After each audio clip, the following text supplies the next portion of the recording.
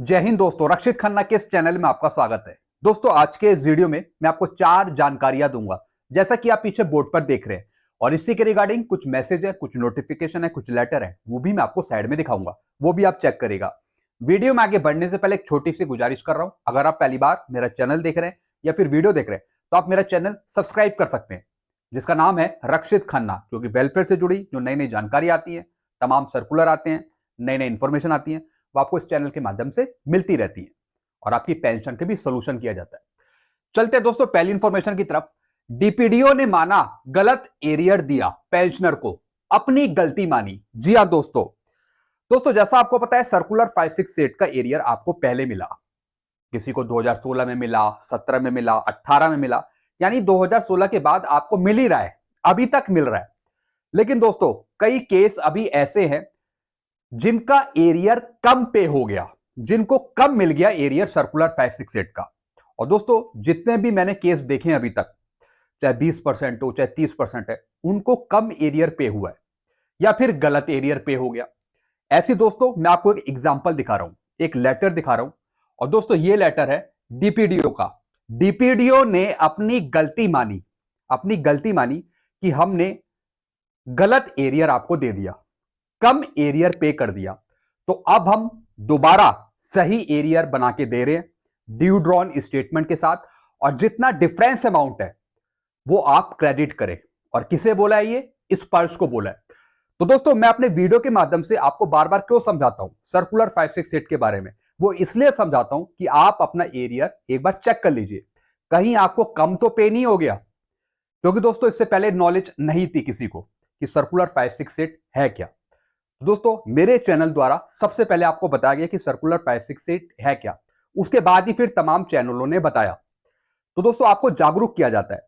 तो दोस्तों ऐसे डीपीडीओ ने ड्यू ड्रॉन स्टेटमेंट बनाई और एक लेटर लिखा स्पर्श के नाम कि हमने गलत एरियर पे किया। पहले इनका मैं केस आपको समझाता हूं। डीपीडीओ ने एक लेटर लिखा और उसमें ड्यू ड्रॉन स्टेटमेंट बनाई, लेटर बनाया और स्पर्श को भेजा। डीपीडीओ ने दिया गलत एरियर सर्कुलर 568 का नवंबर 2016 में पेंशनर को।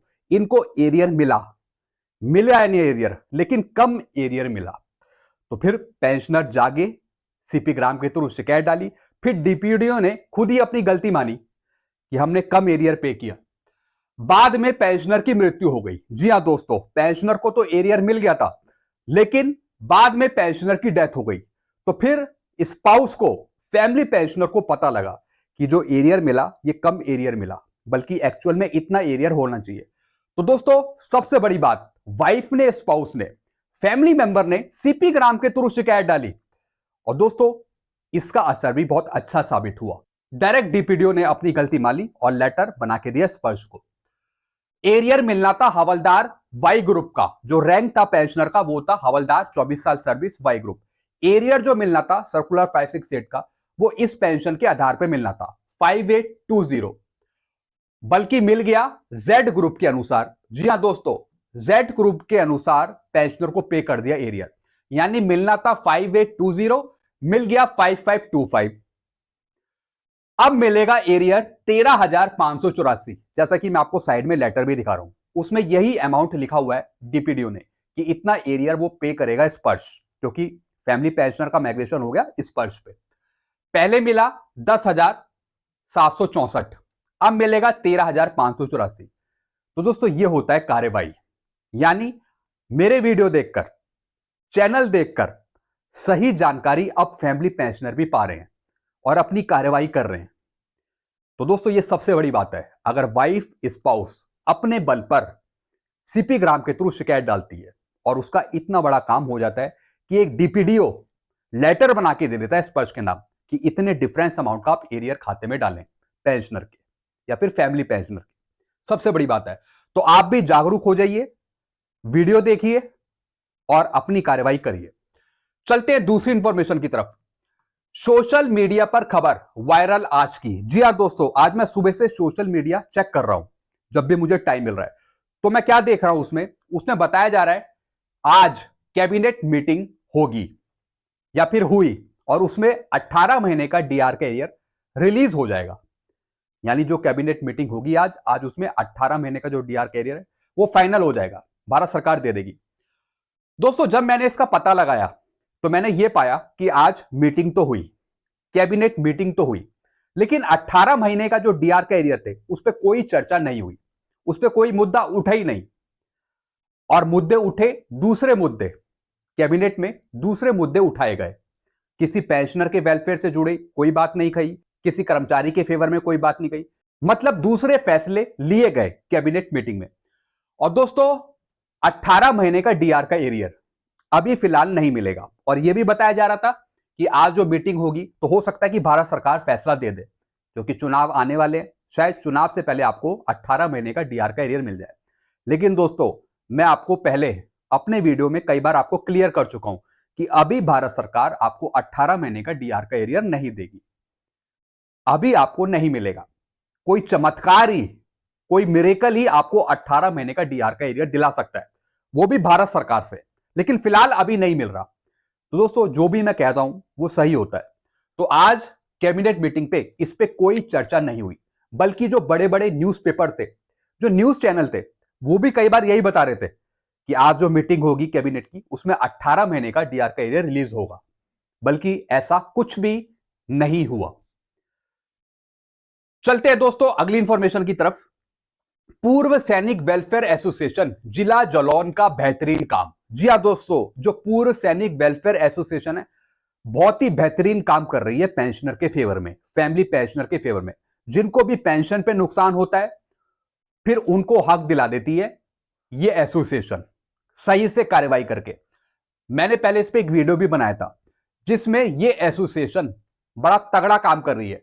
एसीपी हवलदार की बेसिक पे 39,200 करवाई। जी हां दोस्तों, सबसे बड़ी बात, पहले इनकी बेसिक कम थी एसीपी हवलदार की, तो दोस्तों इनकी टीम ने काफी जबरदस्त कार्रवाई करी रिकॉर्ड के माध्यम से, और दोस्तों एक इंक्रीमेंट लगवा दिया।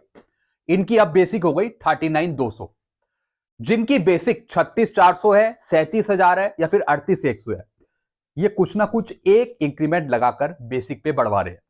अब दोस्तों चाहे इनकी बेसिक कम चल रही हो या फिर एक इंक्रीमेंट का लॉस हो रहा हो, लेकिन ये एसोसिएशन काफी तगड़ा काम कर रही है, और दोस्तों एक पेंशनर को इंक्रीमेंट लगाकर उनकी बेसिक पे बढ़वा रही है। तो ऐसी दोस्तों एक एसीपी हवलदार थे जिनकी बेसिक 39,200 करवाई। पार्ट 2 ऑर्डर भी जारी। जी हां दोस्तों, पहले पार्ट 2 ऑर्डर जारी होगा, उसके बाद ही सारा कुछ भुगतान होगा। तो ये रिकॉर्ड के थ्रू कार्रवाई कर रहे हैं। तो अगर आपकी भी बेसिक कम आ रही है तो फिर आप इस एसोसिएशन से जुड़ सकते हैं, जिसका नाम है पूर्व सैनिक वेलफेयर एसोसिएशन। चलते हैं दोस्तों लास्ट इंफॉर्मेशन की तरफ। ओआरओपी 3 पेंशन टेबल मिलेगी उन पेंशनर को जो पेंशनर 30 जून 2024 तक पेंशन आए हैं। अभी भी दोस्तों काफी पेंशनर कंफ्यूज हैं कि हम इस ईयर में पेंशन आए हैं, हम फलाना ईयर में पेंशन आए हैं, क्या हमें ओआरओपी 3 मिलेगी? एक बार आप सही से समझ लीजिए, जो भी पेंशनर 30 जून 2024 तक पेंशन आएंगे, जो रिटायर हुए होंगे, जो डिस्चार्ज हुए होंगे 30 जून 2024 तक, उन सबको ओआरओपी 3 पेंशन टेबल मिलेगी। सबको ओआरओपी 3 पेंशन टेबल मिलेगी जो 30 जून 2024 तक आए हैं।